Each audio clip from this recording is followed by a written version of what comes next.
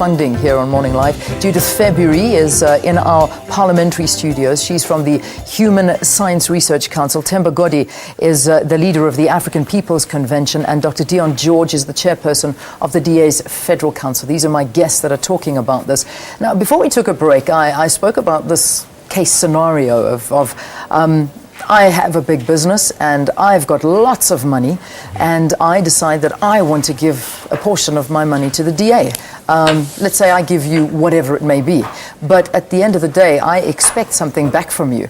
And this, I imagine, is how a lot of these things operate, is that do businesses give it to you out of the goodness of their own hearts and for a better environment in South Africa? Or do I give it to you almost as an investment, thinking, right, I'm going to give you 10 million, but by the end of the year, that 10 million is going to go to 100 million because I'm going to get all these tenders from you. You know, this is the reality. How do you work with something like that? I agree with you that it is a very complex environment that we work in.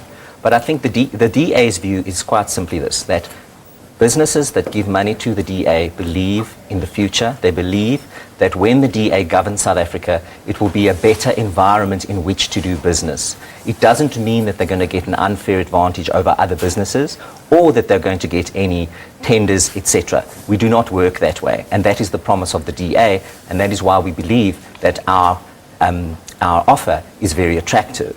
Having said that, there are companies who do feel that they want to operate that way, i.e. offer money to a political party in return for benefits. The DA has turned down donations in the past because we felt uncomfortable with the donor, specifically for that. In the Western Cape where we govern, we are particularly careful about that to ensure that where we receive donations at our federal level, because that's where donations reside, we make sure that there is no expectation, because that would never be the case. Yeah. If we found that there was a situation such as that, we would refuse or we would give the money back. Okay, interesting. But it's tempting, isn't it, Judith? Very tempting.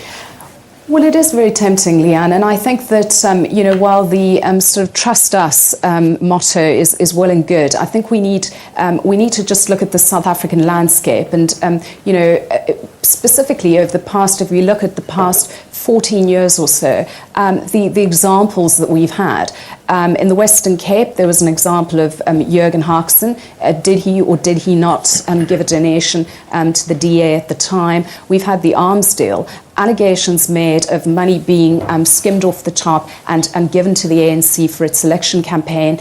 We have Chancellor House, and it's a pity that there is no one here from the ANC.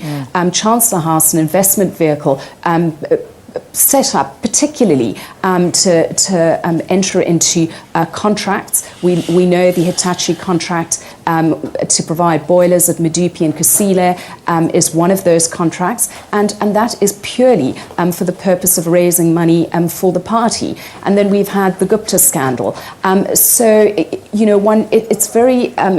a very unpleasant picture that is starting to build.